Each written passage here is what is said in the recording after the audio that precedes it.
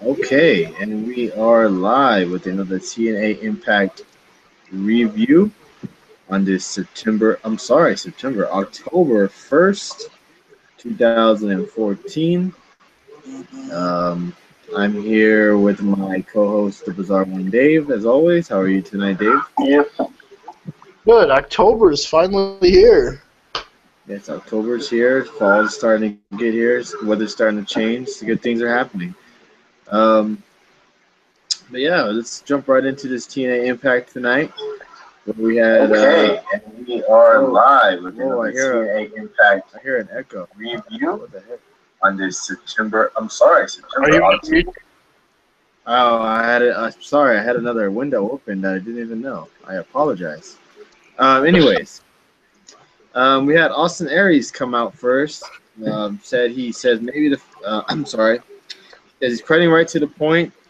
He knows who he wants to face for his title shot. He says maybe the fans want to voice their opinion and talks about possible matchups. He said if anybody wants him to face Gail Kim, so on and so forth. You know, kind of joking around. Samoa Joe comes out after he lists who he could face. Says the only guy he will be challenging is him. So it says he's fighting. He's a fighting champion, and Aries says he was the longest reigning X Division champion, and the only thing that matters is what you can do in the ring. Aries says that they are the two best in-ring talents in the world, and they are going to do this right now.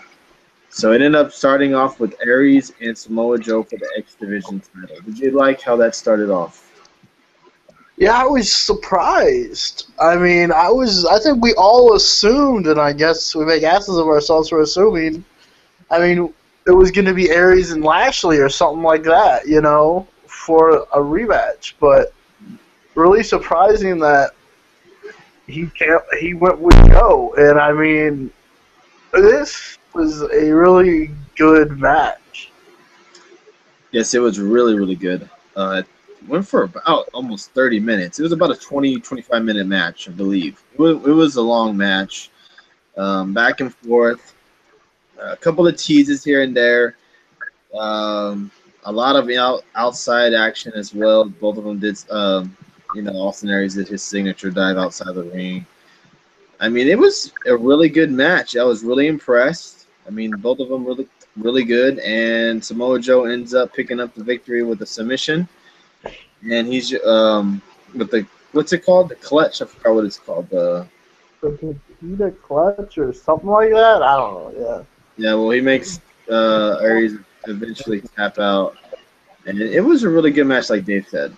Any other things you'd like to point out before we move on? yeah. These guys, I mean, so one of the problems I had with tonight, I felt this should have been the main event. Then I had and Gail Kim and Havok, which ended up being the main event, should have been the first match, or at least middle of the show. Okay. But yeah, this was a really good match. Enjoyed it. I mean, these guys delivered as usual. The crowd was terrible. Yeah. It didn't look like there was a lot of people. It didn't look I like mean, gee, people were in attendance at this TNA Impact. they should have stuck with New York. I hate to say it, but New York crowd was at least better, even though they had like 1,000 tapings there. Yeah, I mean, they had the crowd mostly darked off, so you couldn't really see them very much. So I don't think there's a lot of people there. But regardless of how many people were there, it was a really good match. Next, we had Ethan Carter III and Rockstar Spud come to the ring. Ethan asked if they are best friends. Spud comes to the ring, and Ethan asks if they are best friends. Then Ethan says Spud is his employee, and he has some news. He says that the fans aren't with Spud, and he actually makes him sick. Then he makes fun of Spud and talks about his haircut and his suits. He also says that. Oh, I'm sorry. Ethan tears Spud's jacket and says he can do better. He can do this because Spud failed him, and he let Dixie get attacked, and he's going to pay like everyone else. He mocks Spud and then tries to make him cry. Then he slaps him in the face and mocks him as Eric Young then comes out to the ring. Why are they doing this? Why are they gonna break up these two guys? I don't know, but I mean, that suit was pretty bad. But that's not the point. But I mean, just watching this segment, I mean, it just shows you, I mean, how good Ethan Carter is. I mean, man, I mean, he was no missing. His promos are on point. Yeah, we've talked his wrestling isn't the greatest, but he is good. And I mean, man, he's just really good. And I mean, what else can they do with him? Yeah, now they're facing him with Eric Young, I assume. I mean, if this company does get another network next year, I mean, how long before he's elevated to the world title? I mean, he's really a rising star this year. Right. Eric Young comes out to the ring. Ethan tells Eric to leave because it's not his business. But Eric says that he is here for Spud because he's been pushed around and he was someone's lackey. He tells Spud he needs to listen to the fans now because Ethan will keep beating him down until he fights back and hits him. Eric asks Spud what he will do. Then Ethan sucker punches Eric and hits him into the corner, which then starts a match between Eric Young and Ethan Carter III. What did you think about this match, Dave? It wasn't bad. I mean, it was okay. I mean, I enjoyed it. Like, tonight was a bunch of fresh and different matches we ain't really seen before. A lot of new storylines, kind of. You know. Yeah, I mean, it was nice. I mean, I wouldn't mind seeing another match, and how far they're gonna go with Spud and Ethan possibly ending which have been great together. But I mean, who else is he really gonna go after? I mean, there's no one really left to really go after to blame, really. So if they're still using that, I mean, he's the only one guy they can blame besides himself. Mm-hmm. Ethan ends up. Spud ends up getting onto the ring, onto the apron to distract, I guess, the referee, or Eric Young, one of them. Eric Young ends up getting drop kicks Ethan Carter into Spud, which then made Eric Young grab him, I guess, to do his finisher, possibly. Yeah, Ethan Carter ends up giving him a low blow and does his finisher on Eric Young and picks up the win. It was. Yeah, I don't know what they're doing with this Spud character. I definitely believe that they're gonna split the two. I mean, I get your point about maybe we're setting up Eric Young. It may happen in the long run, but looks like they're really actually. I don't understand it. They're actually really gonna separate these guys.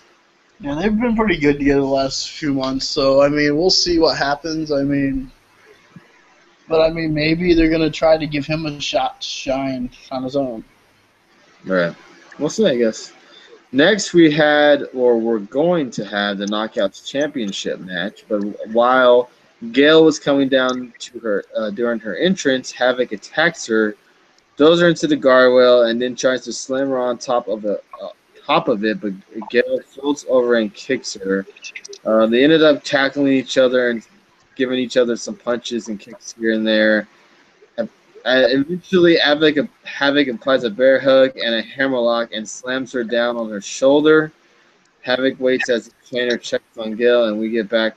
They go to a commercial break, and it ends up being a no contest.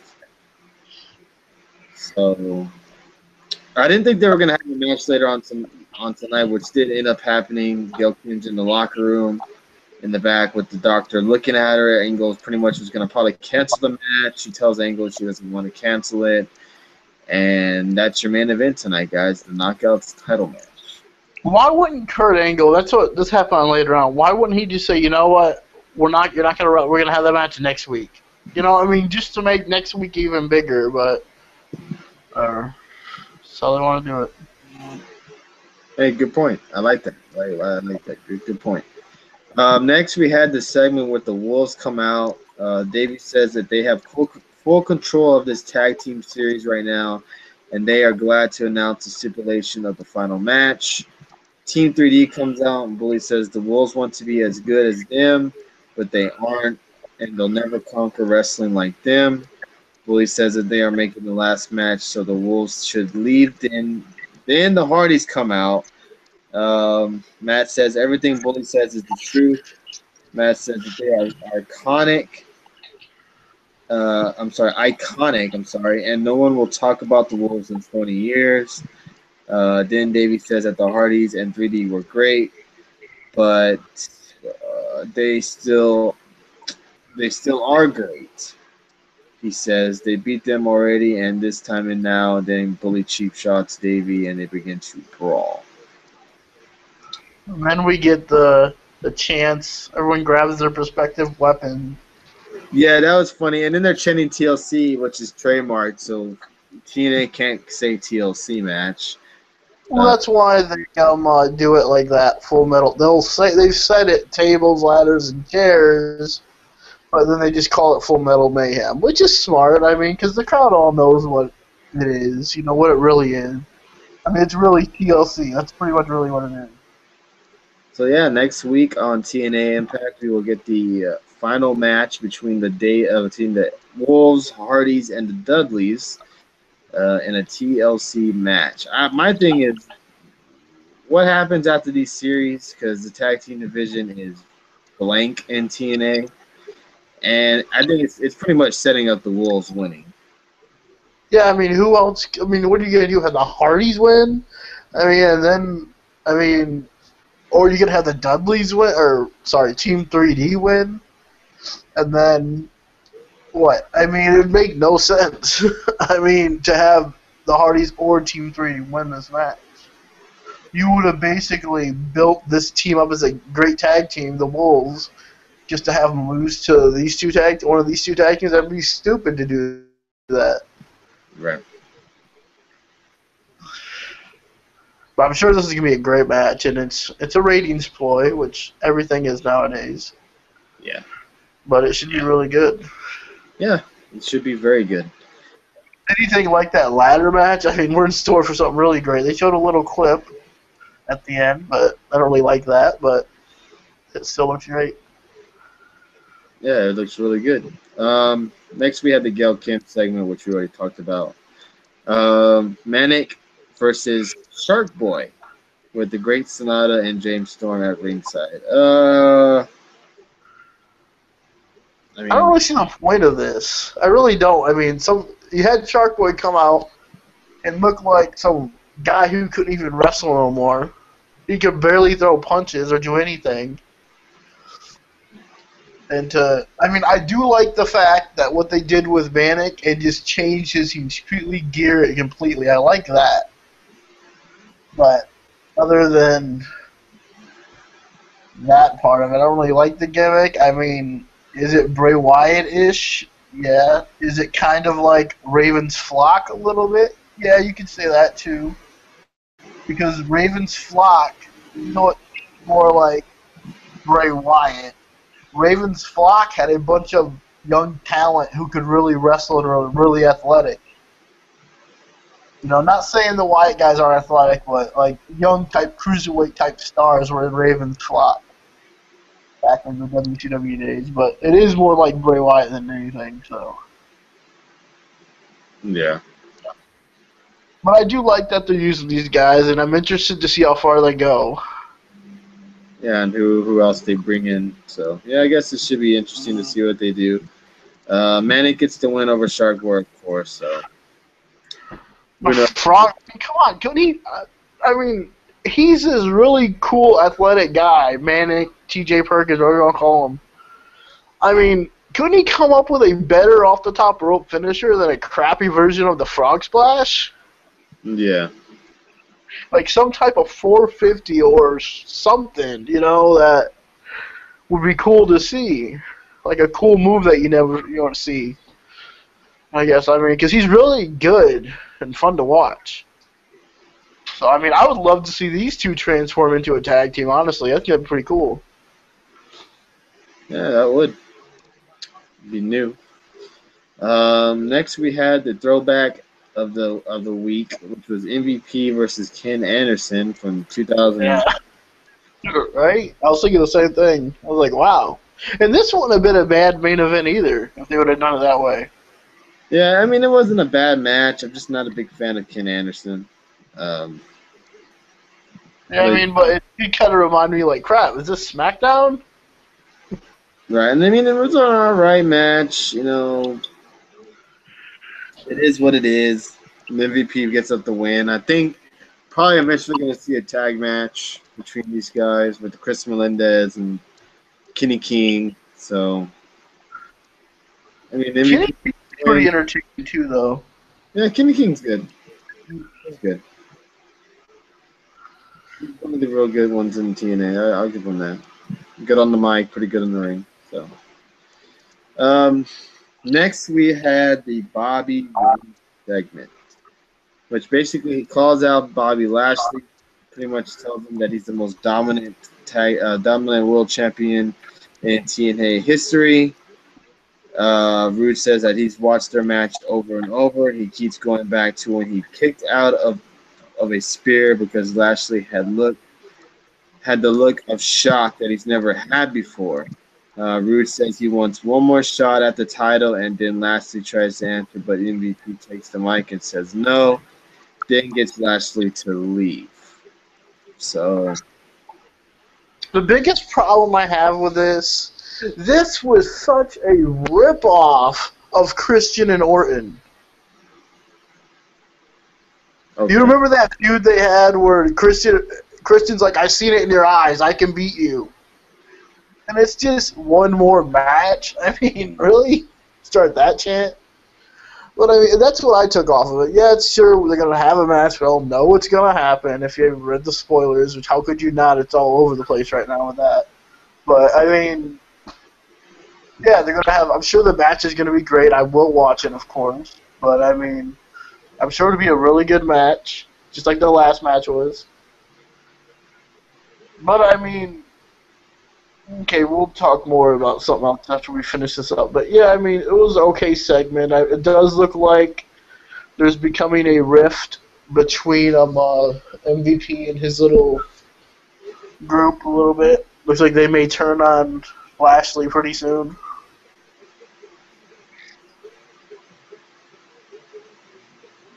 Yeah, I mean,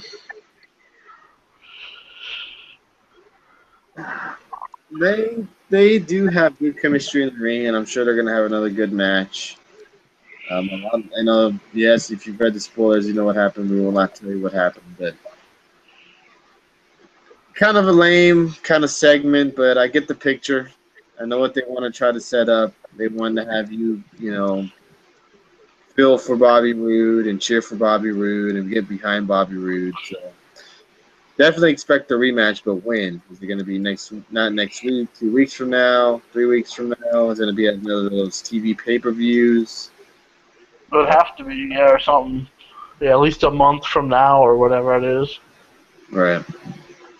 But yeah, it was an all right segment. It gets more heat on Bobby Lashley with the way MVP described the mic and answered for him. So I guess we will find out more next week. Next, we had the main event of the night, which was Havok versus Gail Kim for the Knockouts title. Um, Thoughts on this match, Dave?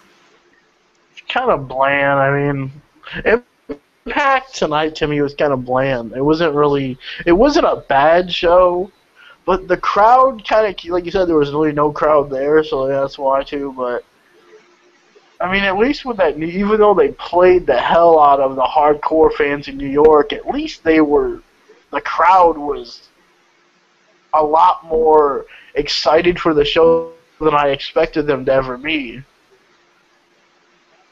Yeah, I agree. I mean, tonight's show just didn't come off really that good, but it was a good show, but it was almost like kind of dragging on a little bit. Like, okay, is this over yet?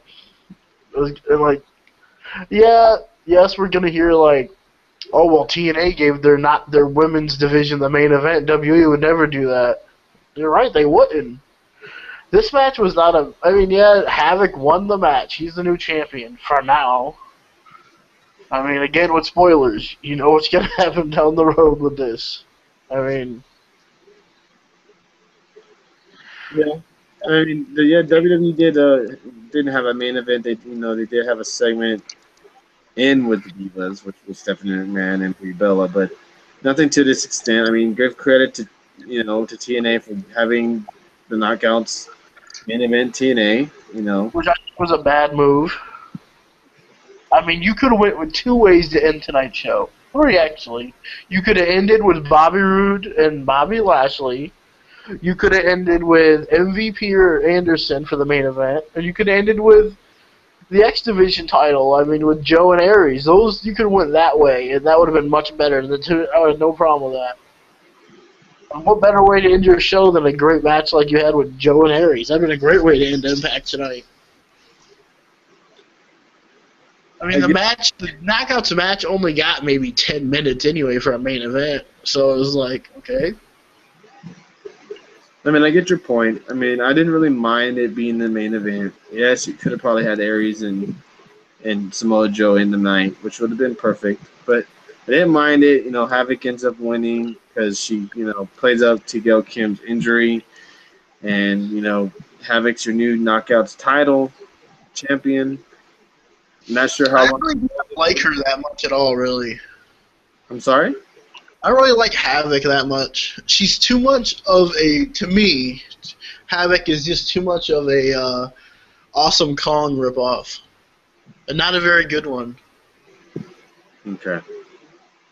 I mean, I'm just not a big fan. It seems too much like Awesome Kong and Gail Kim. And those were some great matches. Oh, yes. Yeah, but we had some other stuff happen with TNA. It came out this week. Would you like to talk about that? Go ahead, Dave. About Bound for Glory. I know Tony was kind of mad about this, that there will be no world title. Austin Aries won't be on the show. And I can't remember who else you said wouldn't be on there. But I mean... Bobby Roode. Yeah, Bobby Roode, Austin Aries, no world titles on the line. So this is basically seems like Wrestle 1, and just with the Bound for Glory name. And that's it, just to help it, I guess. But I don't understand it either. I mean, it's a weird month. Their pay-per-view is, next Sunday? And what is even... It's not even live. It's going to be taped. No one's going to pay for the show. Yeah, At least over here. I'm not sure if I'm going to buy it yet. I wouldn't waste my money on it. Okay. I don't think TNA's worth... I don't think pay-per-views in general are worth buying anymore. Honestly, I mean, maybe if you want to spend money on a Ring of Honor pay-per-view, you're going to get your money's worth, I guess, from that. But other than that, I wouldn't waste my money on a TNA pay-per-view. Because it's not even about pay-per-views anymore. I mean, look at TNA's last pay-per-view they did. What was it, Lockdown? Or one of the ones, or Slammiversary or whatever it was. And they had a cage match for the world title with Eric Young. And then he ended up not even losing the title until Impact. Right. I mean, that's just bad booking to me. I mean, you should have your pay-per-views mean something, and that one didn't mean nothing. And I don't see what's the point of this pay-per-view, just to team up with Wrestle 1 with the Great Muta? I mean, because I guess when I heard the Wrestle 1 and Great Muta, they're basically financially paying for everything. The only thing TNA has to do is pay for the flight there, and that's it. I mean, they're basically, the arena's paid for, the show's paid for. All TNA is doing throwing some stars on there to wrestle with them. Yeah, it would be a cool show if they would do it live. If they actually had your title on the line. I mean, it's stupid not to do that. Yeah, I think so too. You want to get a huge following in Japan, have, I'm sorry, what's his name? Face for the World Championship. Gosh, what's yeah. You definitely... Or take your world champion, whoever it's going to be, whether it's going to be Bobby Lashley, Bobby Roode, Austin Aries, whoever, have it like a title-for-title thing. The Japan Wrestle 1 World Champion versus the TNA World Champ. Do something like they used to do back in the day when you would have champion versus champion type things. Right. And just imagine if you had a TNA wrestler come back to the U.S. and TNA shows in the U.S. with the Wrestle One Championship. That would help promote your brand and their brand. Yeah. I think Kurt Angle did that once, didn't he? Where he won like a Japan title and brought it over to TNA or whatever. Oh, if Was that Kurt? But all in all, TNA tonight was all right. It was okay tonight. We got a couple of solid matches, 2 title defenses, storyline developed, tag team series match announced for next week. Next week looks like it's going to be a pretty good, solid Impact. Yeah, even Jeff Hardy thought his match was tonight. He tweeted out like a Full Metal Mayhem match tonight. He said, "Oh wait, it's next week." Jeez. He didn't know when it was. Yeah. But it should be good. We'll be looking forward to it. Definitely be tough because there's a lot of stuff coming out next week. So I mean, fall really is here. October's here. So it's gonna be really a test on Wednesday nights. That's for sure. Playoffs going on right now in baseball. I mean, hockey I believe is coming back next week. So and Wednesday nights. So it's gonna be interesting. Yes, sir. But that's going to pretty much wrap up TNA Impact review tonight.